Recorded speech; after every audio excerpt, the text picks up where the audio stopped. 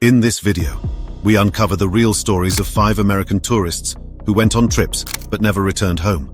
We will look into their last known movements, the investigations that followed, and the theories about what happened to them. From strange disappearances to tragic deaths, these stories are chilling reminders of the dangers that are hidden in the unknown. Stay tuned as we dive into these eerie cases. It was August 6, 2015, in Pokhara, Nepal. Dalia Yahia, a 25-year-old art teacher from Kalamazoo, Michigan, had traveled to Nepal to help with the recovery efforts after the devastating earthquake that hit earlier that year. Passionate about humanitarian work and documenting her journey, Dalia arrived in Pokhara filled with hope and determination. Tragically, her trip ended in a horrifying way. Dalia was dedicated to her causes, frequently updating her family and friends about her travels and the people she met. On August 6th, she sent her final WhatsApp message, sharing her latest experiences in Pokhara. After that, communication ceased. When Dalia didn't contact them again, her family grew increasingly concerned. As days turned into weeks with no word from her, desperation set in. They contacted the US Embassy in Nepal, urging an investigation into Dalia's disappearance. The investigation led authorities to Narayan Prasad Paudel, a local man from whom Dalia had rented a room. Paudel had connected with Dalia through couchsurfing, a platform linking travelers with local hosts. Initially, he denied any knowledge of her whereabouts. Under intense questioning, Paudel confessed to a brutal crime. Paudel admitted to beating Dalia to death with a hammer and a metal-clad baton as she slept. He revealed that he killed her on the night of August 6th and disposed of her body by throwing it into the Seti River from the Kai Singh Bridge. Authorities faced the grim task of searching the river for Dalia's remains. Despite extensive efforts, her body was never found. Search teams scoured the riverbanks and surrounding areas, but it seemed Dalia had vanished without a trace. As details emerged, it became clear that Paudel had planned the murder. He had lured Dalia to his home with the disguise of offering her a place to stay, while she volunteered in earthquake relief efforts. Once she was there, he saw an opportunity to steal her money and belongings. Paudel revealed his motive was financial gain, taking money from Dalia and attempting to sell her iPhone. The brutality of the crime shocked both the local and international communities. Dalia's family was devastated by the senseless loss of their beloved daughter and sister, worsened by the fact that her body was never recovered, leaving them without closure. Paudel was taken into custody, but during an interrogation, he attempted to escape by jumping from the roof of the police headquarters. He broke his leg in the fall and was quickly recaptured. Dalia's tragic death shows the potential dangers of solo travel and the risks associated with using platforms like couchsurfing. While these services offer unique cultural exchanges and affordable travel options, they also come with risks. In the wake of Dalia's death, her friends and family created a Facebook page titled Find Dalia, which became a platform for sharing memories and paying tribute to her life. They described Dalia as a humanitarian with a love for travel, always eager to help others and explore new places. Her colleagues and students at SciTech Preparatory Academy in Austin, Texas, where Dalia had worked as an art teacher, were deeply affected by her death. The school community mourned the loss of a passionate and dedicated educator who had left an impact on her students. Principal Mary Brinkman remembered Dalia as a gentle soul with a deep commitment to making the world a better place. Dalia's selfless nature had driven her to Nepal, where she hoped to contribute to the rebuilding efforts and support those affected by the earthquake. Dalia's high school principal, Jason Fink, also recalled her as a strong woman dedicated to social justice and humanitarian causes. During her time at Portage Central High School, Dalia had focused her senior art project on the plight of child soldiers in Uganda, long before the issue gained widespread attention through campaigns like Kony 2012. As the investigation into Dalia's murder continued, authorities in Nepal faced challenges in building a strong case against Paudel without her body. Despite this, they vowed to seek the maximum sentence of life imprisonment for him. On December 4, 2004, Annette Mizner, a 37-year-old woman from Waukesha, Wisconsin, vanished from the Carnival Pride cruise ship. She was on a 9-day Mexican Riviera cruise with her daughter and parents. On the last night of the cruise, around 9:15 p.m., Annette was last seen while the ship was 30 miles off the coast of Ensenada, Mexico, and 120 miles south of San Diego, California. The ship was heading to Long Beach, California. The search for Annette started at 10 p.m. that night. Despite a thorough search of the ship and surrounding waters, there was no sign of her. Her beaded purse was found near a 3-foot railing on one of the lower decks at 11 p.m. Some beads were missing from the purse, and a security camera near the area was covered with a map of the ship. Annette's loved ones said she would have avoided that deck as it was a smoking area. Michael Gaither, a passenger on the ship, found Annette's purse. He noticed it around the same time as 2 security personnel, who searched the purse to identify the owner. Gaither left and returned 15 minutes later, noticing that the area was not roped off. He saw a security camera covered with what looked like a wet brochure, an emergency strobe light out of place on a buoy ring, and an overturned glass and a pen. Annette's 17-year-old daughter, Danielle, was at the scene, searching the area when Gaither returned. Another teenager climbed a ladder and found beads from the purse scattered on the ground. Gaither was surprised that the FBI never contacted or interviewed him, despite his detailed account of his observations, which he sent to both the FBI and Carnival Cruise Lines. He also noted that it took security several hours to rope off the area, during which time hundreds of people walked through. Annette's husband, John Miziner, expressed frustration online, pointing out several discrepancies. He mentioned that the ship's map covered the security camera. Annette's shattered purse was initially removed, cleaned, and then returned to the original location. He also noted that a cup, given only to children and cruise members, was found in the area, along with a pen and pad of paper that Annette would have used to document potential clients' information. The notepad was missing. John mentioned that the cruise ship personnel had conflicting stories about the number of drinks Annette had consumed that day. Annette was not known to drink excessively. She'd been with her daughter all day, participated in a treasure hunt, and was in a group photograph earlier that day. The FBI initially suspected foul play, but later dismissed it. On the night of her disappearance, around 9:30 p.m., Annette was seen talking to a crew member in the bingo room. She was supposed to attend a bingo game at 10 p.m., but never showed up. The crew member later lied to the FBI about the time frame of their conversation. The FBI has not reviewed the evidence in over a year and has not questioned key passengers or reviewed the ship's videos from the casino between 9:15 and 10 p.m., where Annette was last seen. Despite the family's efforts to get answers, Annette's case remains unsolved. In July 2005, she was declared legally dead. John Mizner sued Carnival Cruise Lines for over $15,000 in damages in November 2005. Annette had a daughter, a son, and 2 adopted children. She had a bachelor's degree in marketing and ran a business with her husband, selling dietary supplements. The mystery of Annette Mizner's disappearance continues, with her family believing foul play was involved. They are still seeking answers to what really happened that night.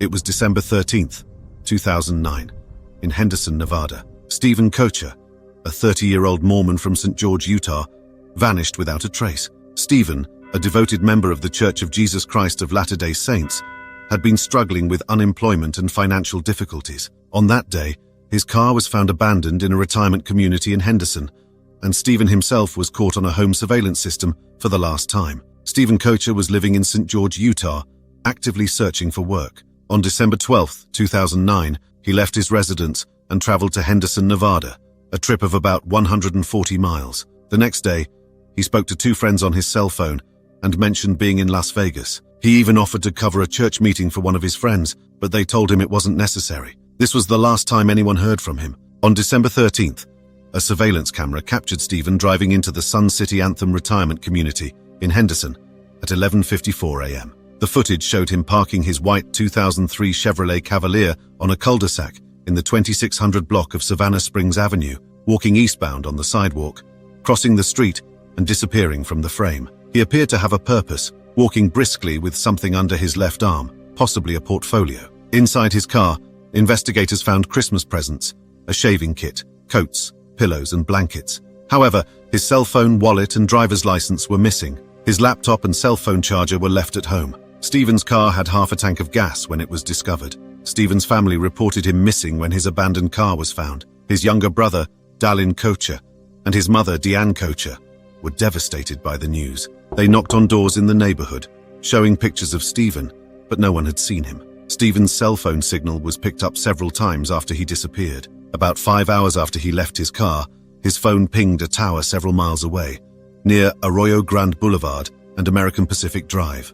2 hours later, the signal was picked up again near Sunset Drive and Stephanie Street. Early the next morning, someone checked his voicemail, and the signal was picked up at US 95 and Russell Road. The phone stayed in that location for 2 days before the signal was lost. Stephen Kocher was originally from Amarillo, Texas. He graduated from Amarillo High School in 1998 and later from the University of Utah with a degree in communications. He had moved to St. George in April 2009 after quitting his job at the online division of the Salt Lake Tribune. He had been struggling to find a job that matched his personality and skills and had recently been working for a window washing business. Stephen was a devoted Mormon who did not drink alcohol or use drugs. His family described him as a kind person who volunteered at church and was learning to play the guitar. At the time of his disappearance, he was 3 months behind in rent, amounting to $1,500. Money from his family meant to help pay the rent went undeposited. There were several theories about Stephen's disappearance. Some speculated that it was connected to the December 2009 disappearance of Susan Powell, another Utah resident, who vanished around the same time. However, investigators found no evidence linking the two cases, and there was no indication that Stephen and Susan knew each other. Stephen's family did not believe he took his own life or planned to disappear. His brother Dallin mentioned that Stephen had left Christmas presents in his car, indicating he intended to return. Additionally, the surveillance footage showed Stephen walking with purpose, not appearing disoriented or confused. A team of private investigators from Eyes on Private Investigations in Utah took on Stephen's case. They believed someone alive might be involved in Stephen's disappearance and presumed death. One theory suggested that Stephen, who was in financial trouble, may have taken an offer from someone to clear his debt, leading to his disappearance. A police report indicated that officers interviewed a neighbor who appeared nervous when questioned about Stephen's disappearance. This neighbor claimed not to recognize Stephen and said they did not trust anyone due to the drug lifestyle in the area. Another neighbor mentioned that someone moved out of the neighborhood on the same day Stephen disappeared. When police attempted to contact this resident, they found the house empty. Private investigators obtained photos of a room in a nearby home that was destroyed around the same time Stephen vanished. They speculated that the damage could be from a struggle, a fight, or even a kidnapping. Despite the extensive investigation, there have been no significant leads in Stephen Koech's case. Both Utah and Nevada police continue to investigate, but the mystery of his disappearance remains unsolved. It was January 17, 2020, in Belize. Allison McKenzie, a 43-year-old mother of 2 from Prescott, Arizona, was on a catamaran tour with her boyfriend, Paige wrote. The couple, along with more than a dozen other passengers and 3 crew members, set out from Caye Caulker to the tiny island of Rendezvous Cay for an overnight stay. Allison was looking forward to this trip, hoping it would help her find some peace after the recent deaths of her father and stepfather. However, she never returned from this journey. Allison was described by her family as a caring mother and a good friend. She had planned this trip to Belize to take a break and find comfort. The catamaran tour, operated by Ragamuffin Tours, promised a simple camping experience on a small island, barely over an acre in size, with only a few palm trees. On the night of January 17th, the group set up their tents on the island. According to reports, Allison was last seen around 10 p.m. walking around the island. Her sister, Jody Dixon, later mentioned that Allison loved the beach, but was afraid to swim in the ocean. This fear made her disappearance even more puzzling. The next morning, around 6 a.m., Paige wrote woke up to find Allison missing. He reported her disappearance to the boat captain, who then conducted a search of the island. Despite their efforts, Allison was nowhere to be found. The Belize Police Department received the missing persons report soon after and began their investigation. The tour company, Ragamuffin Tours, issued a statement expressing their concern and cooperation with the authorities. They assured Allison's family and the public that they were doing everything possible to assist in the search. The U.S. State Department also confirmed that they were aware of the situation and were working closely with local authorities. As news of Allison's disappearance spread, her family in Arizona was devastated. Her mother, Cherie McKenzie, took to Facebook to appeal for help. She described the family's anguish and the inconsolable grief of Allison's 2 daughters. Cherie pleaded for her daughter's return, regardless of the condition she might be found in. Several theories emerged about what could have happened to Allison. One possibility was that she had gone for a walk at night and somehow ended up in the water. Paige wrote, her boyfriend, suggested that she might have fallen into the ocean during a midnight stroll. The island was small, and it seemed unlikely that someone could simply vanish without a trace. Ragamuffin Tours described the camping trip as providing tents and mats for the passengers, who typically slept in pairs or alone for privacy. Allison and Paige had been sharing a tent. The tour company's website mentioned that the island was approximately 2 acres with 10 palm trees, emphasizing the simplicity and isolation of the setting. Despite extensive interviews and searches by the Belize Police Department and the U.S. Coast Guard, no concrete evidence was found to explain Allison's disappearance. Her family received different accounts of what happened that night, adding to their confusion and frustration. Jody Dixon, Allison's sister, shared with the media that Alison was not known to drink heavily. She might have had a drink or two, but she was never seen intoxicated. This statement cast doubt on the initial reports that Alison had been drinking the night she disappeared. Jody also mentioned that the captain of the catamaran was the last person to see Alison alive. He reportedly walked her back to her tent around 2:30 a.m., cautioning her against wandering around at night. As days passed without any sign of Alison, her family's hope faded. The authorities continued their investigation, but no leads surfaced. The case remained a mystery, leaving Alison's loved ones in a state of despair. The authorities and the tour company assured the public that they were doing everything possible to solve the case. However, the lack of concrete evidence and the remote location of the island made the investigation challenging. Alison's family continued to appeal for help from anyone who might have information. They urged other members of the tour group to come forward and share any details that could shed light on what happened.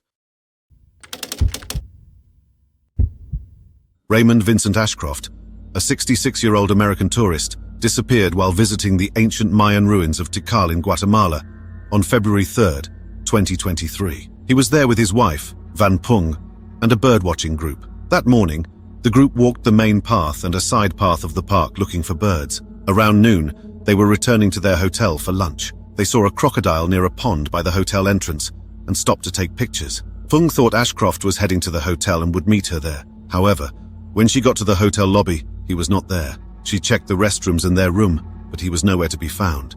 Pung and Ashcroft had been married for 40 years. They met while working as pharmacists at a cancer hospital in Houston, Texas. Worried, Pung informed the tour guides about her husband's disappearance at 12:30 p.m. The guides, 2 other birdwatchers, and a hotel guard started searching for Ashcroft. They contacted the U.S. Embassy in Guatemala at 5 p.m., which then alerted the public ministry. The authorities questioned Pung and the other group members when they arrived.